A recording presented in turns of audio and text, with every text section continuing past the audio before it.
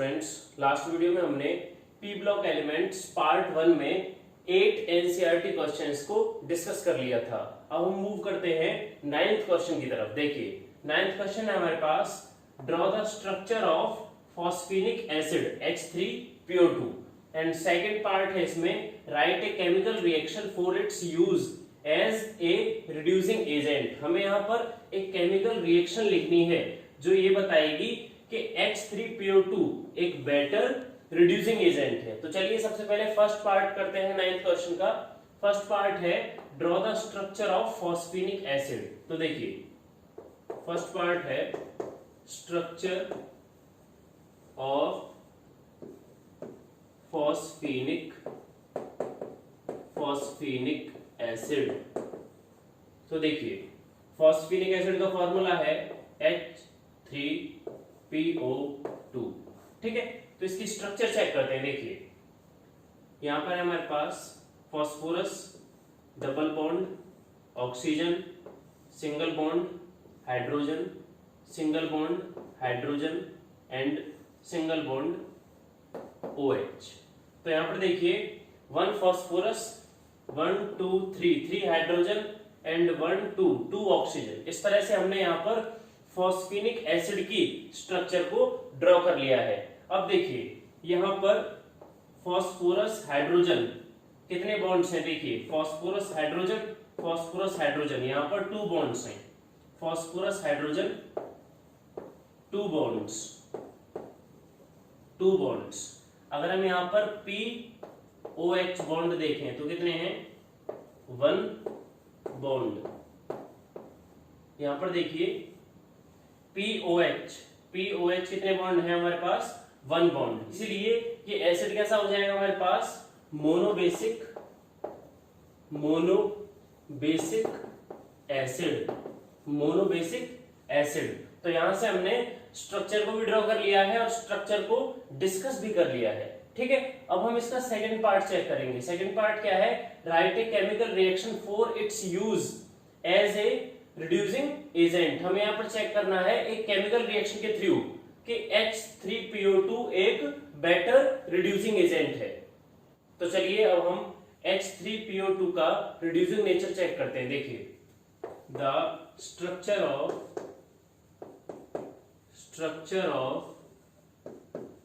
H3PO2 has 2 phosphorus hydrogen bonds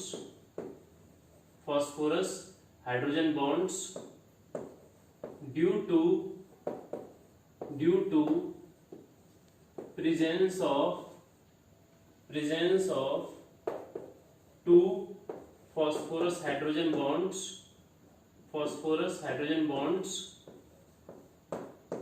H3PO2 act as a strongest reducing agent। तो देखिए यहां पर the structure of H3PO2 has 2 phosphorus hydrogen bonds।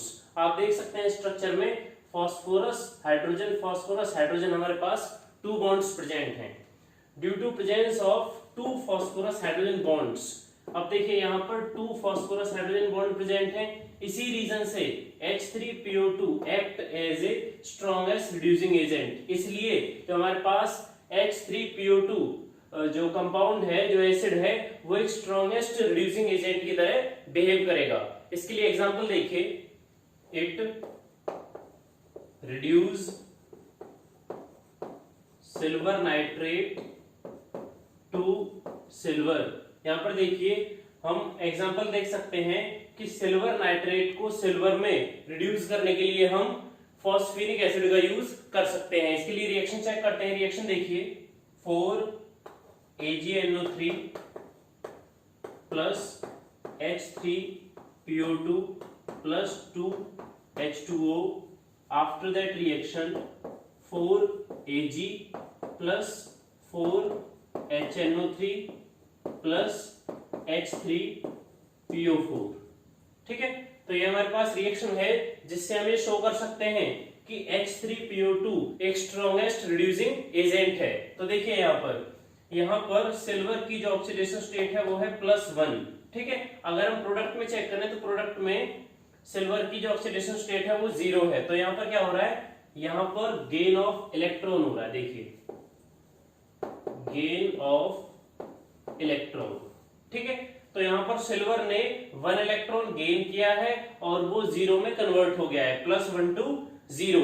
तो इस तरह से यहाँ पर सिल्वर का रिडक्शन हुआ है। ये रिडक्शन किसकी वजह से होता है, ये रिडक्शन होता है फॉस्फेनिक एसिड H3PO2 की वजह से। तो इस रिएक्शन के थ्रू हमने यहाँ पर ये समझा कि H3PO2 एक स्ट्रॉन्गेस्ट रिड्यूसिंग एजेंट है। 10th क्वेश्चन है, elements of group 16 generally show lower value of first ionization enthalpy compared to the corresponding elements of group 15Y। हमसे पूछा गया है कि 16 ग्रुप एलिमेंट्स की जो फर्स्ट आयनेशन एंथैल्पी की वैल्यू होती है वो 16 ग्रुप एलिमेंट्स से कम क्यों होती है। देखिए इसके मेनली 2 रीजंस हैं। फर्स्ट है हमारे पास, अगर हम यहाँ पर 15 ग्रुप से नाइट्रोजन का और 16 ग्रुप से ऑक्सीजन का एग्जांपल लें तो देखिए नाइट्रोजन का इलेक्ट्रॉनिक कॉन्फ़िगरेशन है 1s2 2s2 2p3। तो यहाँ पर देखिए यहाँ लास्ट शेल में कितने इलेक्ट्रॉन प्रेजेंट हैं, 5 इलेक्ट्रॉन। 2s में है 2 और 2p में है 3। तो यहाँ पर चेक कीजिए 2p में हमारे पास 3 इलेक्ट्रॉन्स हैं, 1 2 3, ठीक है। तो यहां पर जो हमारे पास p सब शेल है ये हाफ फिल्ड है, हाफ फिल्ड। और जैसा कि हम जानते हैं कि इलेक्ट्रॉनिक कॉन्फ़िगरेशन केवल 2 केसेस में ही स्टेबल होता है, या तो हाफ फिल्ड हो या फिर फुल फिल्ड हो। तो यहां पर ये इलेक्ट्रॉनिक कॉन्फ़िगरेशन क्या हो जाएगा, half filled extra stable, extra stable electronic configuration, ठीक है। तो हमने यहाँ पर नाइट्रोजन के लिए चेक कर लिया है कि नाइट्रोजन का जो इलेक्ट्रॉनिक कॉन्फ़िगरेशन है वो हाईली स्टेबल है क्योंकि वो हाफ फिल्ड इलेक्ट्रॉनिक कॉन्फ़िगरेशन है। अगर हम ऑक्सीजन को चेक करते हैं, देखिए ऑक्सीजन का इलेक्ट्रॉनिक कॉन्फ़िगरेशन है, हम यहाँ लिख लेते हैं oxygen is equal to 1s2 2s2 2p4। यहां पर देखिए लास्ट शेल में कितने इलेक्ट्रॉन्स हैं, 6 इलेक्ट्रॉन्स हैं और s हमारे पास कंप्लीट है और p में कितने हैं, 4 इलेक्ट्रॉन्स। तो देखिए ये हमारे पास है p सब शेल जिसके 3 ऑर्बिटल्स में 1 2 3 एंड 4।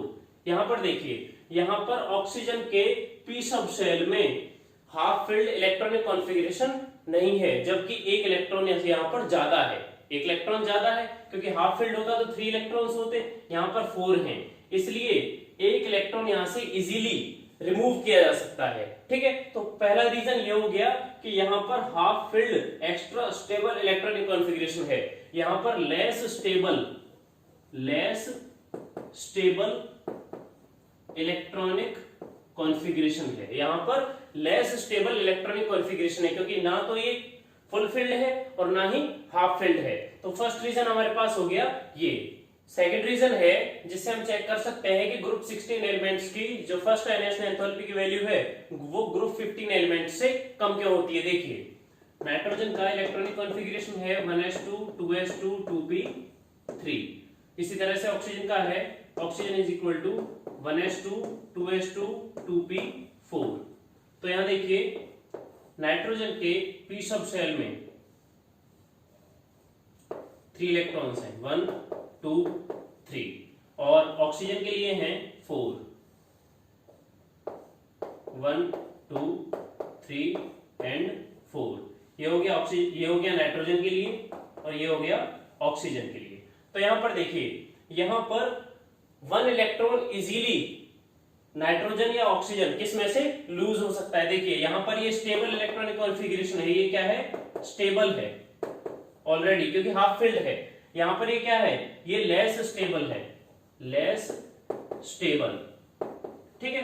अब जैसे ही यहां पर एक इलेक्ट्रॉन का लॉस होगा, देखिए जब ऑक्सीजन हमारे पास लेस स्टेबल है, ठीक है, तो यहां से एक इलेक्ट्रॉन आसानी से निकाला जा सकता है, मतलब इसकी जो फर्स्ट आयोनाइजेशन एंथैल्पी है वो कम हो जाएगी किसके कंपैरिजन में, नाइट्रोजन के कंपैरिजन में। तो ये किस में कन्वर्ट होगा, ये कन्वर्ट हो जाएगा हाफ फिल्ड इलेक्ट्रॉनिक कॉन्फ़िगरेशन में। आप देखिए एक इलेक्ट्रॉन यहां से लूज कर दिया गया है और ये हाफ फिल्ड में कन्वर्ट हो गया। अब ये क्या हो जाएगा, मोर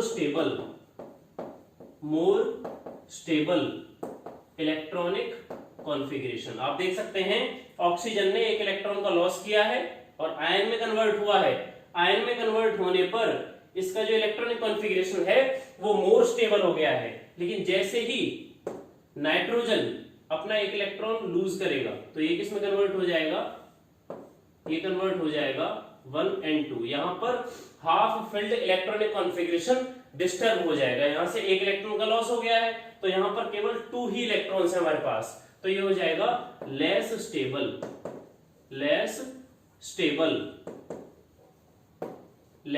स्टेबल। तो यहां से भी हम कह सकते हैं कि ऑक्सीजन की जो फर्स्ट आयोनाइजेशन एंथैल्पी है वो नाइट्रोजन के कंपैरिजन में कम है। लेकिन अगर सेकंड आयोनाइजेशन एंथैल्पी की बात हम यहां पर करें तो देखिए सेकंड आयोनाइजेशन एंथैल्पी नाइट्रोजन की कम रहेगी किसके कंपैरिजन में, ऑक्सीजन के कंपैरिजन में, क्योंकि इसका सिंपल से रीजन है यहां पर हमारे पास half filled extra stable electronic configuration present है और यहां पर half filled extra stable electronic configuration present नहीं है। तो यहां से इजीली इलेक्ट्रॉन लूज हो सकता है, लेकिन यहां से इजीली इलेक्ट्रॉन लूज नहीं हो सकता है। तो इस तरह से हमने 2 रीजंस को यहां पर डिस्कस कर लिया है। अगर हम इन्हें थ्योरी की फॉर्म में लिखते हैं तो कैसे लिखेंगे, देखिए फर्स्ट पॉइंट है due to extra stability of exactly half filled electronic configuration of p orbitals of group 15 elements as compared to those of group 16 elements. यहां पर कहा गया है कि ग्रुप 15 एलिमेंट्स में क्या है, half filled extra stable electronic configuration, जबकि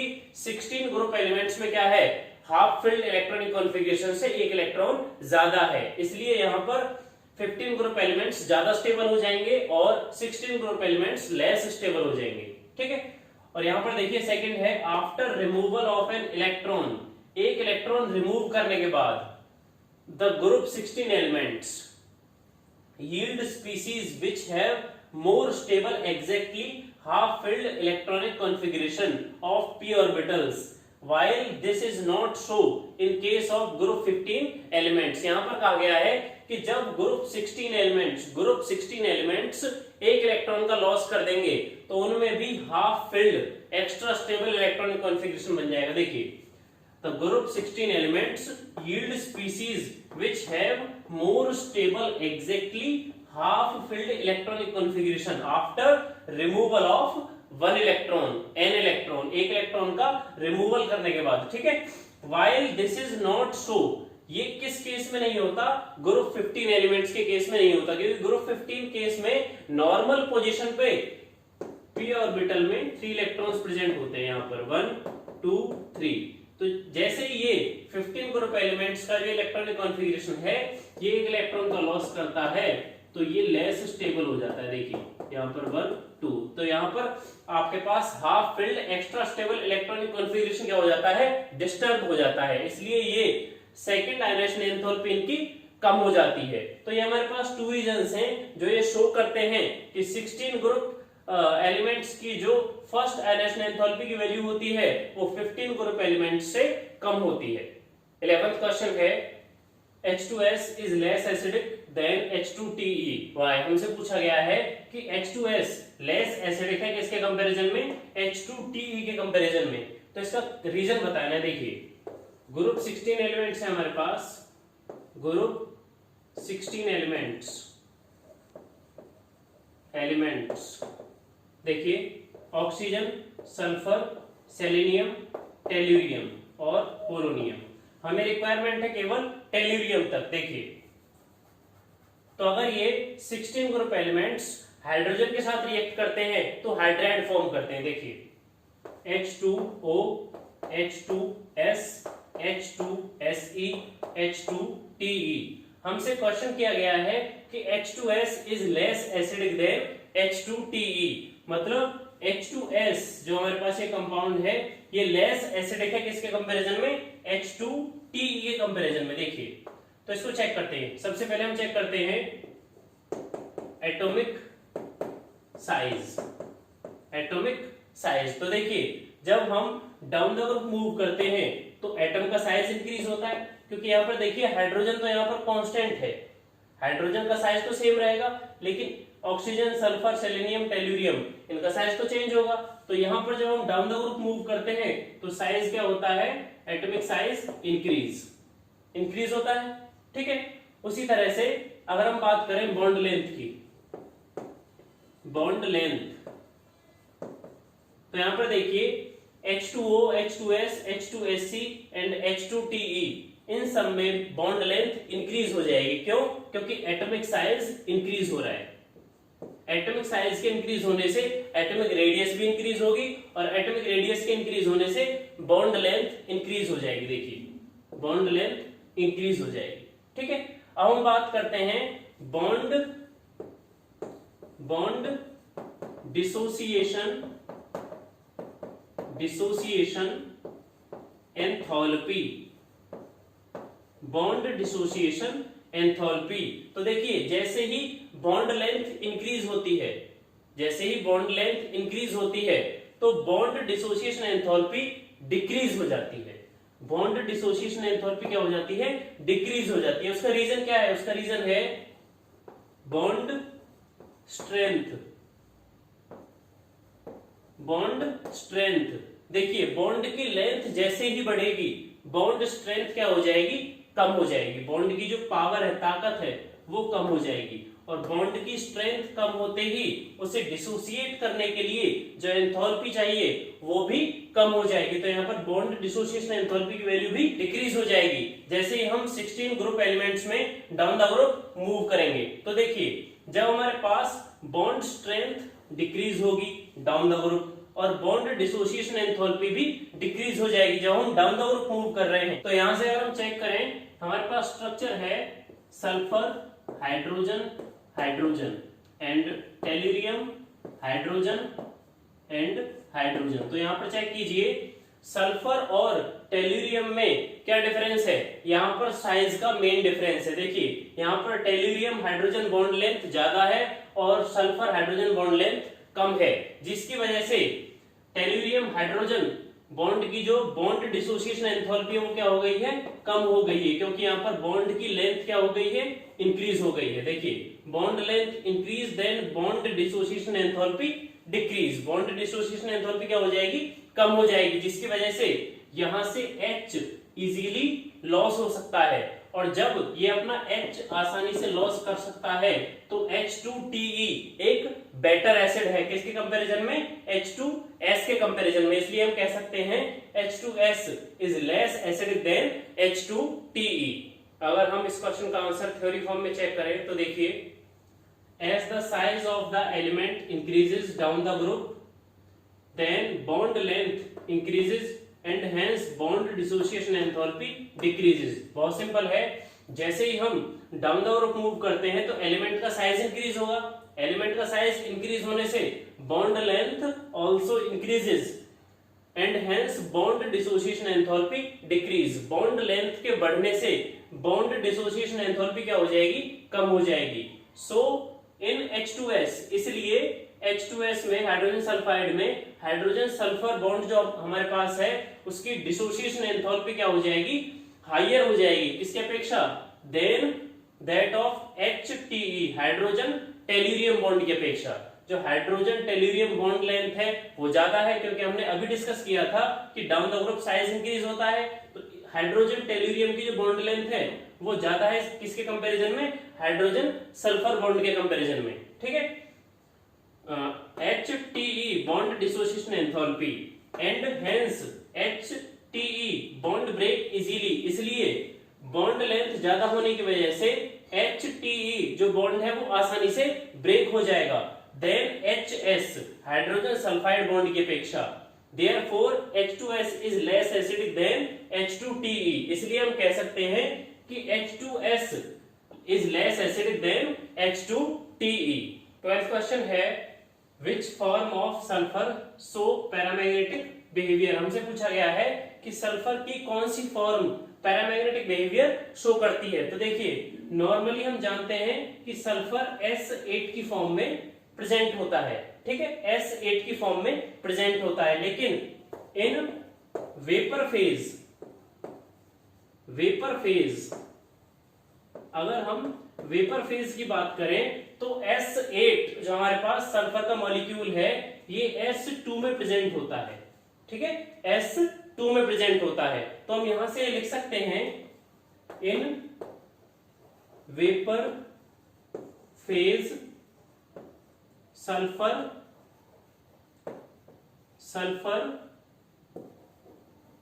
partly exists S2 molecular form which have two unpaired electrons in anti-bonding pi star molecular orbital hence S2 exhibits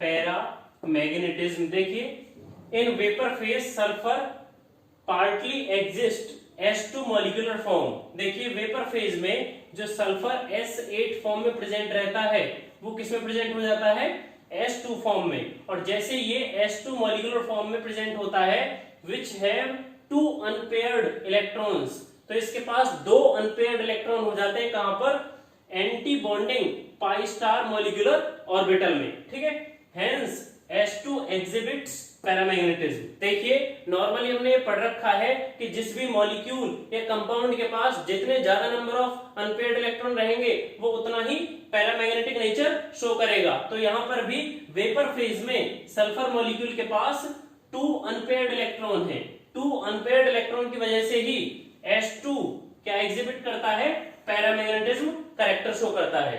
13th question है what happens when, first point है concentrated H2SO4 is added to calcium fluoride. हमसे पूछा गया है कि concentrated sulphuric acid को जब calcium fluoride में ऐड किया जाता है तब क्या होता है। और सेकंड पॉइंट है SO3 is passed through water, और जब सल्फर ट्राइऑक्साइड गैस को पास किया जाता है वाटर से तब क्या होता है। तो देखिए फर्स्ट पॉइंट है हमारे पास आंसर, फर्स्ट पॉइंट है जिसमें पूछा गया है concentrated H2SO4 is added to calcium fluoride। तो देखिए when concentrated H2SO4 is added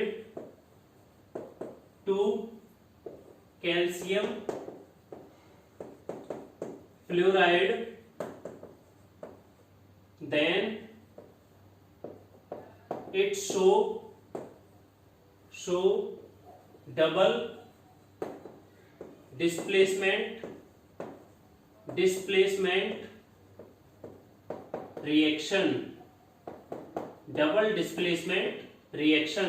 जैसे ही कॉन्सेंट्रेटेड सल्फ्यूरिक एसिड को कैल्शियम फ्लोराइड में ऐड किया जाता है तो ये क्या शो करता है, डबल डिस्प्लेसमेंट रिएक्शन। इसके लिए रिएक्शन चेक करते हैं। देखिए H2SO4 प्लस CaF2, ठीक है, ये हमारे पास है कैल्शियम फ्लोराइड और ये है सल्फ्यूरिक एसिड, ठीक है, ये कॉन्सेंट्रेटेड फॉर्म में है, कॉन्सेंट्रेटेड, ठीक है। आफ्टर दैट रिएक्शन जैसे इसको हमने ऐड किया तो हमारे पास प्रोडक्ट क्या बनेगा, प्रोडक्ट बनेगा CaSO4 plus 2HF hydrogen fluoride. तो यहां पर चेक कीजिए ये रिएक्शन क्या है, एक डबल डिस्प्लेसमेंट रिएक्शन का एग्जांपल है, ठीक है। सेकंड पॉइंट है हमारे पास जिसमें SO3 गैस को पास किया गया है वाटर से। तो देखिए when SO3 dissolves in water to form to form sulphuric acid. देखिए, जब सल्फर ट्राइऑक्साइड गैस को वाटर में डिसॉल्व किया जाता है तो क्या प्रोडक्ट फॉर्म होता है? Sulphuric acid. इसके लिए रिएक्शन चेक करते हैं। देखिए, SO3 plus H2O। After that reaction water में हमने सल्फर ट्राइऑक्साइड को डिसॉल्व किया है तो यहां प्रोडक्ट बनेगा H2SO4। H2SO4। देखिए H2 और O हमारे पास 3 and 1 4 एंड S, तो H2SO4 ये हमारे पास हो गया सल्फ्यूरिक एसिड। ठीक है, तो यहां से हमने इन दोनों पॉइंट्स को सॉल्व कर लिया है। 14th क्वेश्चन है, halogens have maximum negative electron gain enthalpy, explain why. हमसे पूछा गया है कि हेलोजेंस की जो नेगेटिव इलेक्ट्रॉन गेन एंथैल्पी है वो मैक्सिमम क्यों होती है। ठीक है, तो देखिए हमारे पास हेलोजन एटम्स हैं, fluorine, chlorine, bromine and iodine. ठीक है, तो हमारे पास जो हेलोजन ग्रुप है उसमें फ्लोरीन, क्लोरीन, ब्रोमीन, आयोडीन ये सब आते हैं। और हम जानते हैं कि जो हमारे पास हेलोजन एटम्स हैं ये हाईली इलेक्ट्रोनेगेटिव हैं, हाईली इलेक्ट्रोनेगेटिव